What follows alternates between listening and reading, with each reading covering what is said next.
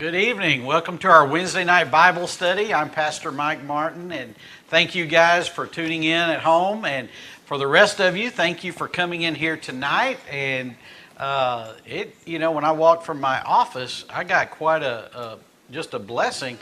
I think it was about 20 degrees cooler than when I'd walked out earlier today. Something must have blown in and cooled things off. But anyway, we're going to be in, come on in guys, we're going to be in 2 Samuel tonight, chapter 3.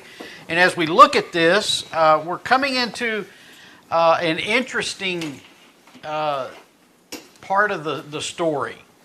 There's going to be a lot of action. You think there was a lot of action before, but there's a lot of action in the 2 Samuel, especially when it comes around David's life.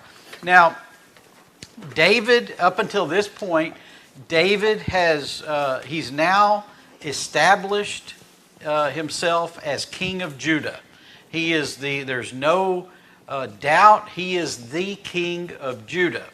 However, Ishbosheth is king of the northern tribes. He's king of the other 11 tribes, and he has a general called Abner. Now, Abner he worked very close with Saul. He was loyal to Saul, and he was Saul's general. Now he's actually the puppet master, if you will, of Ishbosheth. He's the one who has put him in power. He's the one who's pushing him along, and Ishbosheth is just basically doing what Abner tells him to do. And Abner had a great relationship with all the elders in the northern tribes, and he has really set Ishbosheth up as the son of Saul to take over. Now, Joab is another powerful general. He is David's general. And Joab, while Ishbosheth is loyal to Saul, he's knowledgeable, experienced, Joab is also a very powerful figure at this time. He's extremely powerful in David's group of people, in his kingdom. He's also a very decisive man. And he was the general for Judah. And the setting of the chapter, for chapter 3, is this, that we're in a time of civil war, and it's a long, drawn-out civil war. And now we see that as we get into this, that the civil war is about to come to an end. So let's dive into chapter 3 of 2 Samuel. We're going to start off in verse 1. And the first section, the first 5 verses, basically tells us what happened during the first several years of the civil war between Judah and the other 11 tribes of Israel. All right? Verse 1. There was a long war between the house of Saul and the house of David. And David grew stronger and stronger. Okay? Now that's important. David's growing stronger and stronger as the war progresses, while the house of Saul became weaker and weaker. Now, when it says the house of Saul, it's referring to Ishbosheth, and who is a son of Saul, and he's the leader there, all right? Now, as we go on to this, when it says David's getting stronger and stronger, Ishbosheth is getting weaker and weaker, it doesn't mean them personally, physically. This is talking about politics. This is talking about the military. This is talking about how the countries are doing, okay? And so David and Judah are getting stronger and stronger. Ishbosheth's getting weaker and weaker. Probably some battles had been lost by Israel. When you're losing battles, it's hard to recruit new recruits. You know, you want to be on the winning side. And so things are just progressing very well for David, and it's becoming bleak for Ishbosheth. Verse 2 talks about this. It talks about how the house of David grows. Because you may say, well, this is just out of place. Why is it going to talk about David's family? This is a way of saying how strong David is. Okay, so look at this. And sons were born to David at Hebron. Now that's where his headquarters is. He's not at Jerusalem yet. He's in Hebron, which is very, very close to Jerusalem, but he's not there. Now his firstborn was Amnon of Ahinoam of Jezreel. His second, Chileab of Abigail, which also Chileab could be called Daniel. She was the widow of Nabal of Carmel. And the third, Absalom, the son of Maacah, the daughter of Talmai, king of Geshur.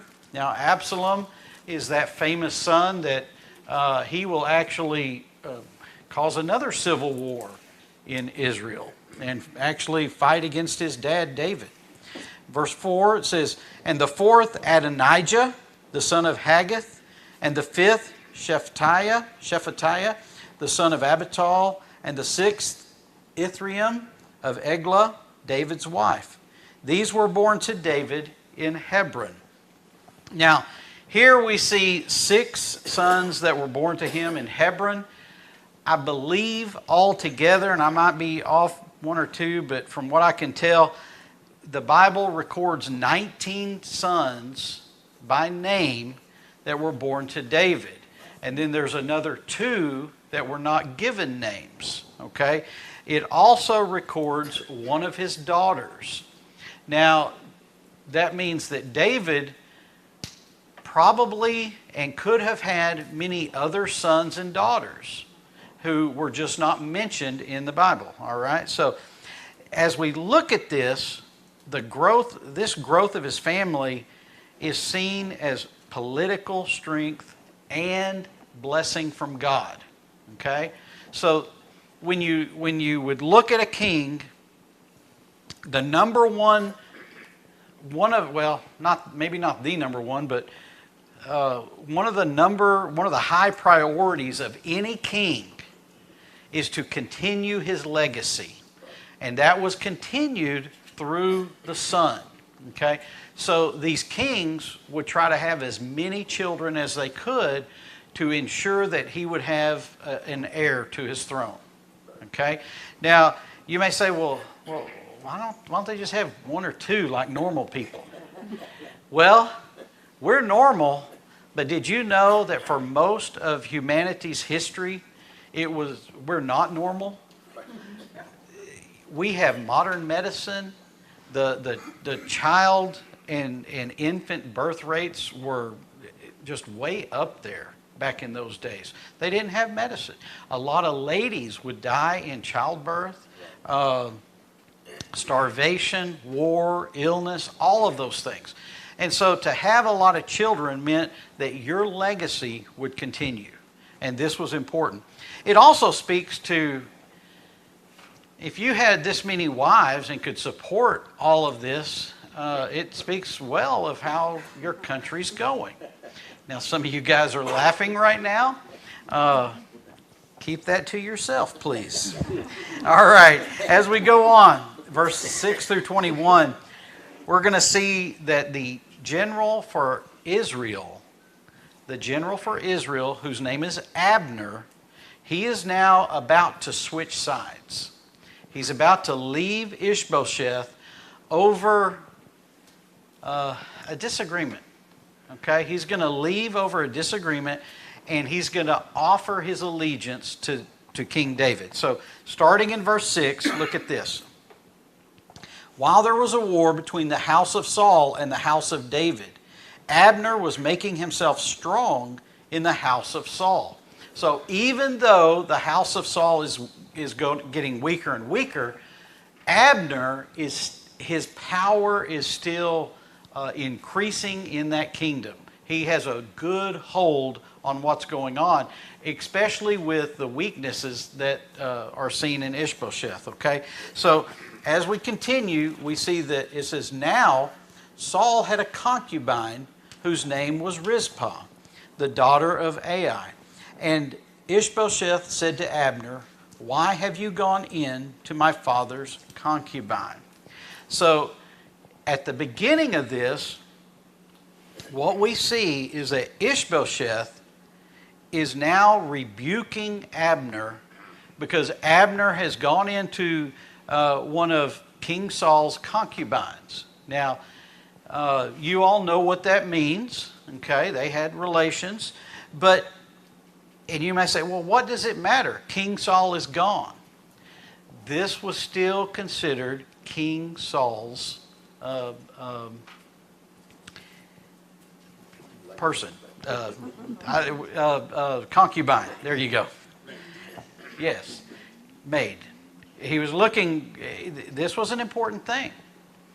And Ishbosheth was like, she is hands off. You can't, this is not for you. Abner is like, wait a minute. I put you in your place. I'm protecting the country. I'm leading the armies. I'm doing. So there's a struggle here, a power struggle that's going on. Verse 8. By the way, does that ever happen in America where little things become involved in politics that shouldn't have ever been in politics? I think we've heard it through the years, right? It was no different back then. And it was a lot of times the same issues, the same temptations, all those things. Look at verse 8.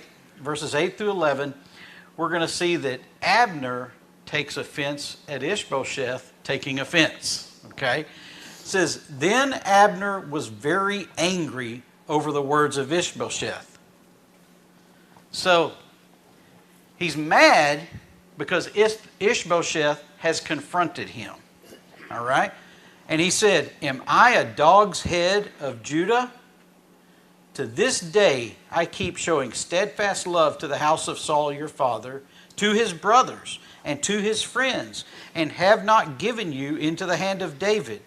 And yet you charge me today with a fault concerning a woman. And so, let's see, go on.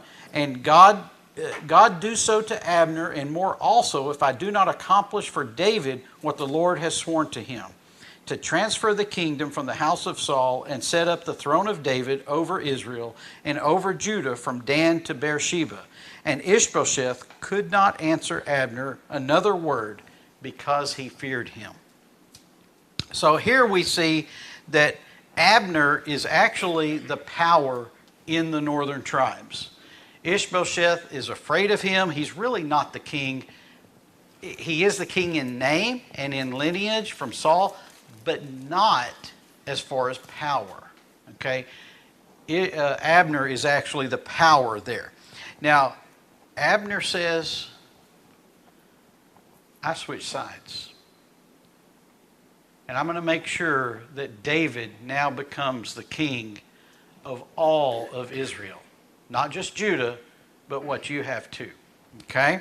So, Abner then meets with David. Look at verse 12. And Abner sent messengers to David on his behalf, saying, to whom does the land belong? Make your covenant with me, and behold, my hand shall be with you to bring over all Israel to you. And so he's saying, look, I'm gonna come over to you. And then look at what he says here, verse 13. And he said, good, I will make a covenant with you. Okay, so Abner's asking to meet with David. He wants to have a meeting with David for the purpose of setting up a new covenant where Abner is making all the political connections and making it a smooth transition. And David says, okay, but I have one request. And you may say, this is probably going to be for a lot of gold, or maybe it's for horses, or maybe it's for this or that. But this is interesting. It's another woman. Okay? This is the emotional trauma that was going on. It's very personal in all of this. And David and Abner and Ishbosheth, all of this was so close to their hearts, and it was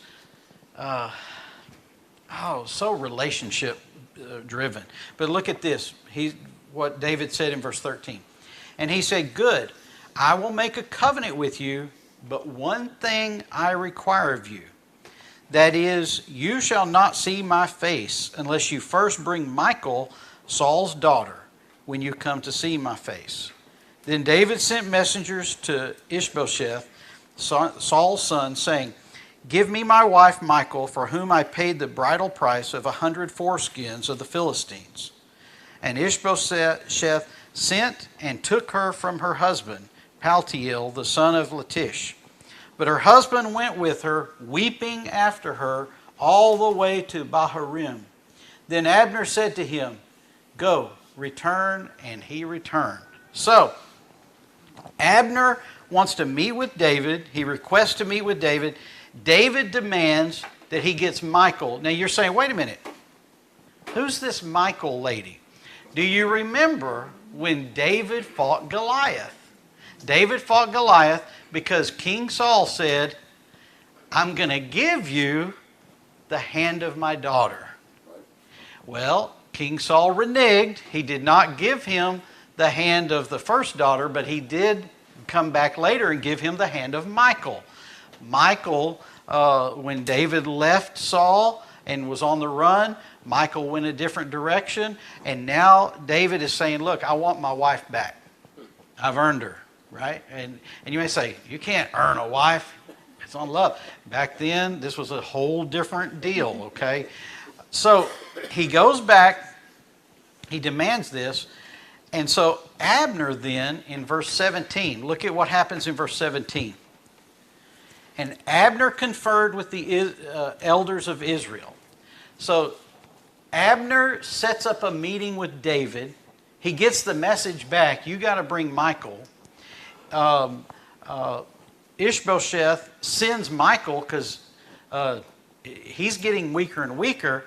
David's getting stronger and stronger. So he sends, by the way, who is Ishbosheth and Michal?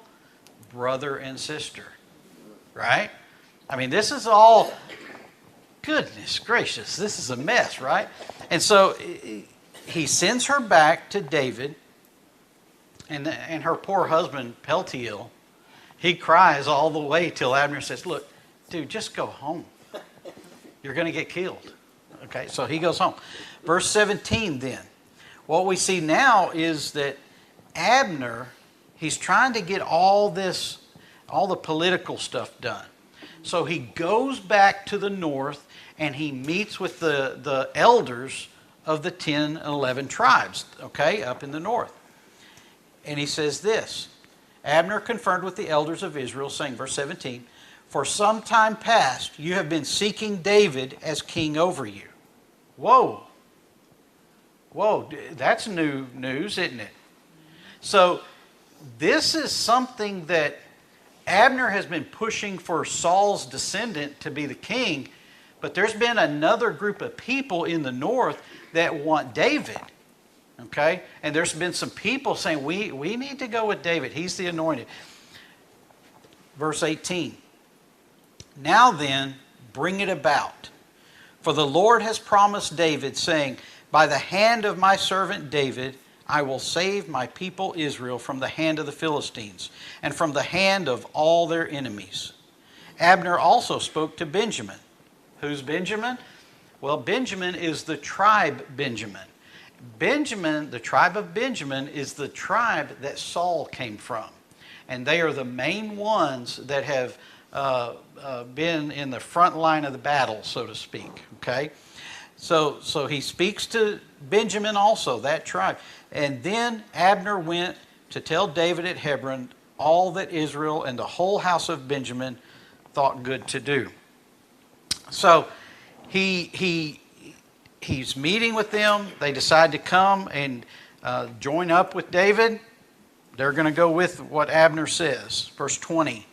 When Abner came with 20 men to David at Hebron, David made a feast for Abner and the men who were with him. And I know some of you who watch a lot of TV are sitting here thinking, yes, now's the time David kills them. And that's what a lot of kings would do. But let me remind you, David is a different kind of king. Now, he's strong, and let me not fool you here. He is brutal. David is brutal on the battlefield. But that's not what happens here. Look at what happens. Verse 21, and Abner said to David, I will arise and go and will gather all Israel to my lord the king. Abner says, I'm going to bring Israel to you. And by the way, Abner is not exaggerating.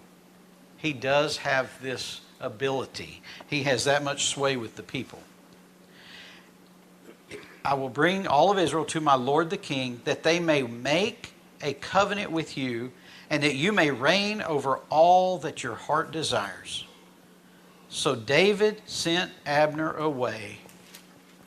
And listen to this phrase, and he went away in peace. Peace has now come to the whole nation. Okay? But not so fast. Not so fast. Yes, David and Abner agreed to peace. Abner's heading back to make it happen. But, do you remember chapter 2? What happened in chapter 2? Anybody remember? There was a man, they were having a battle, and what happened? Oh, Joab's brother was chasing Abner. Joab's brother was fast. Abner was not as fast. The boy is catching the man, and Abner says, turn around, I don't want to kill you. He doesn't stop. Abner turns around and kills him with a spear, okay? Look at this. We'll go into verse 22. Now we're going to see that Joab comes on the scene. Just when the servants of David arrived with Joab from a raid, bringing much spoil with them. So Joab has been away. And what is he doing? He's doing what the generals did back then. He went on a raid and he brought back all the spoils of that raid. This is one of the ways they funded and kept the people fed and funded the treasury and all those kinds of things. Funded the war, all that. But Abner, the middle part of verse 22, but Abner was not with David at Hebron, for he had sent him away and had gone in peace. So Abner's already gone. Joab gets back. Verse 23, when Joab and all the army that was with him came, it was told Joab. Somebody said, hey, Joab, Abner, the son of Ner, came to the king, and he, the king, has let him go. And he, Abner, has gone away in peace. What does Joab do? Well, Joab has the ear of the king. They have a good relationship. They've worked together for years. Joab, verse 24, went to the king and said, what have you done? Behold, Abner came to you. Why is it that you have sent him away so that he is gone? You know that Abner, the son of Ner, came to deceive you and to know you're going out and you're coming in and to know all that you are doing.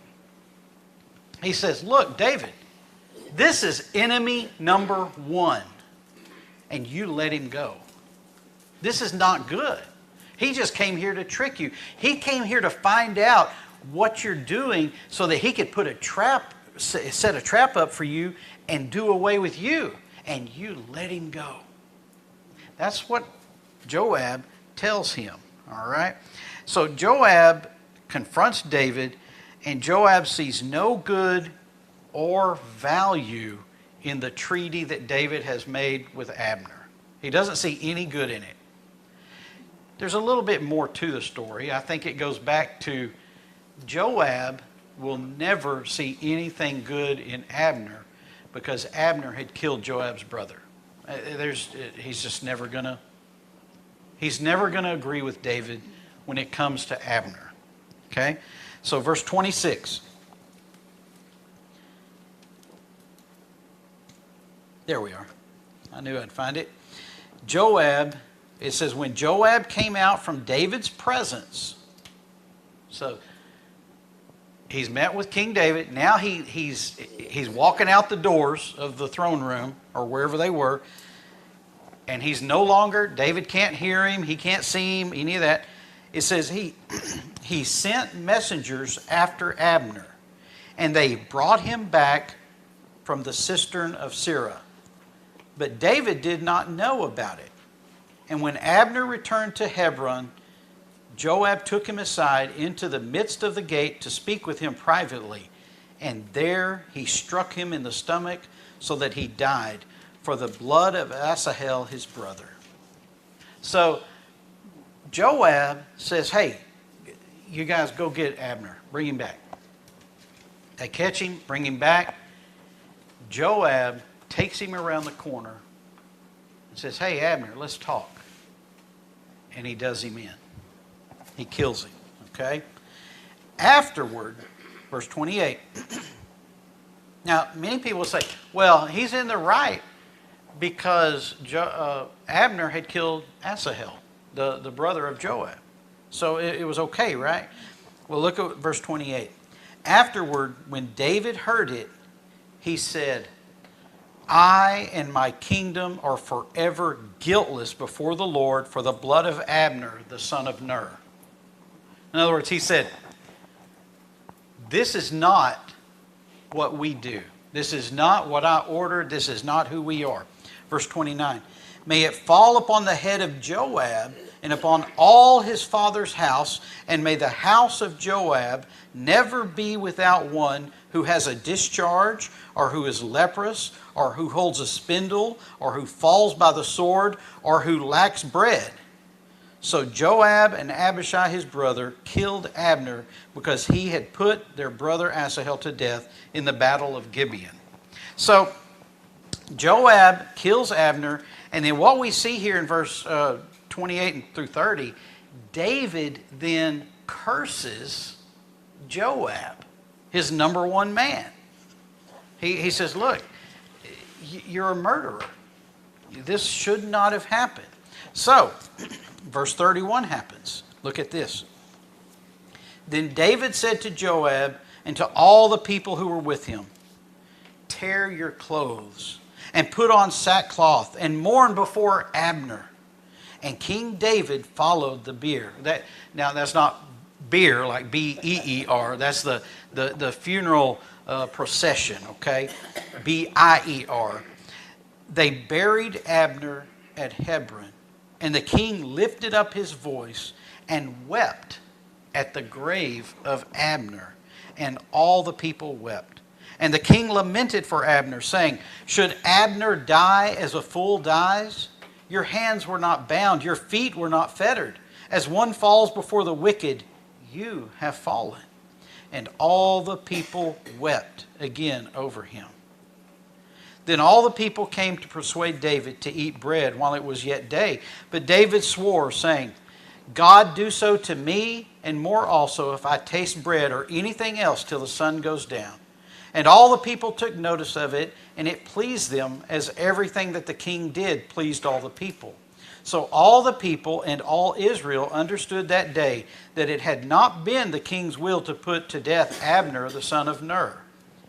And so David, they have this funeral. David is genuinely heartbroken over the death of Abner. This is an amazing thing about David. Abner was the general who had chased him with Saul. Abner was now the general who had propped up Ishbosheth as king and had recruited the armies to continue the war, the civil war. And yet here we see David with a lament over Abner. He's sad about this. They had fought against each other, but there was no hatred between these two men. He didn't hate him. Abner didn't hate David. Abner, and you may say, well, how come? If you think about it, Abner had been in the life of David since David had been playing music for Saul. This was not just an enemy general. This was someone David had learned from and spoken to, spent time with. And this civil war was so ugly. If you were to go back and to read some things about the American Civil War, you would find out that just a year before the Civil War, many of those guys, those generals, those colonels, all those commanders had spent time. They had gone to school together. Their sons and daughters married each other. It was not clean. It was messy. And you can also read how there were times there was gentleness. They would treat each other with respect, even when they were captured. Abner and David, they were enemies, but David still saw Abner as a hero. And now one of his heroes is gone. And the people recognized that David did not murder Abner. And that's big. They realized that this was all Joab's doing. And so, verse 38, listen to what David says now. And the king said to his servants, "Do you not know that a prince and a great man has fallen this day in Israel? And I was gentle today, though anointed king. These men, the sons of Zeruiah, just go with it. It's close enough. These sons of Zeruiah are more severe than I." Now, who is he talking about? He's talking about Joab and his brother who murdered Abner. And David says this about him. He says, "The Lord repay the evildoer according to his wickedness." Now, you're going to say, well, sounds like David put Joab in prison. Or David put some kind of punishment on him. Actually, Joab continues to lead and be by David's side for some time. Okay, so this is a shocking story with a lot of action, a lot of drama, a lot of drama in here. What we see is this, as we think about some points to ponder. David is blessed in a time of great political upheaval.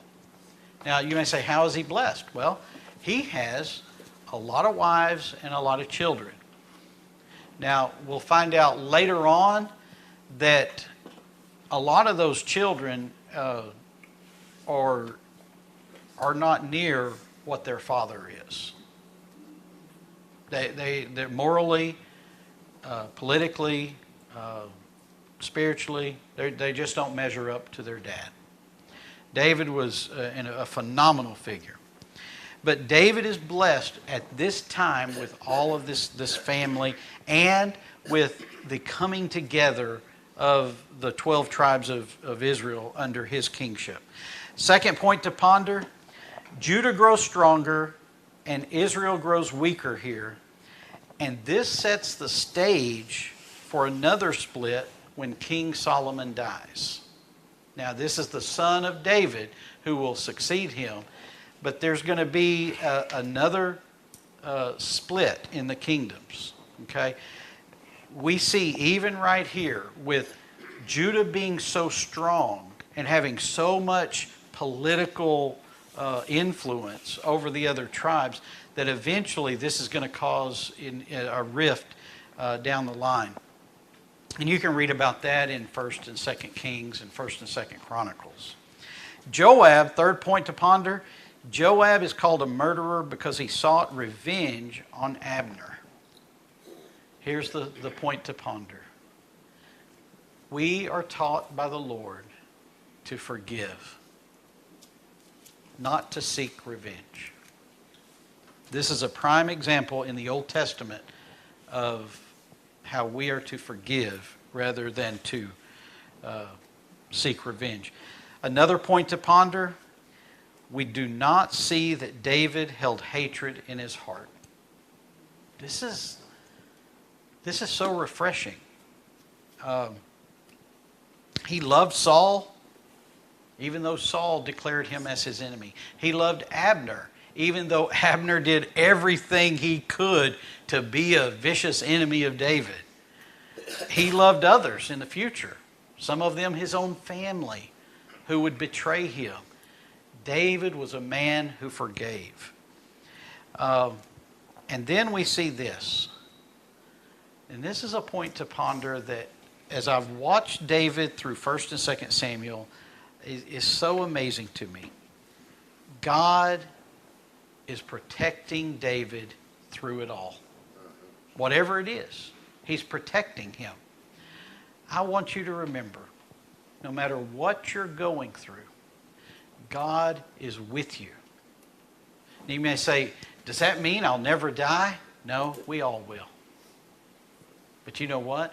God has a plan for your life. King David eventually died. But God has a plan for your life. He has a plan for you to follow the Lord, to follow Jesus. And by following Jesus, to make an impact on this world that nothing but a child of God could do. And that's you. Father, thank you for today. Thank you for your word. Thank you for this story. Thank you for each person that heard this tonight. And Lord, may we be people like David. May we look at his life and find the good things and emulate those as we follow you. Lord, thank you. Thank you that through David, eventually Jesus came. And he is the King of Kings and the Lord of Lords. And our allegiance is to him. In Jesus' name, amen. Amen. Amen.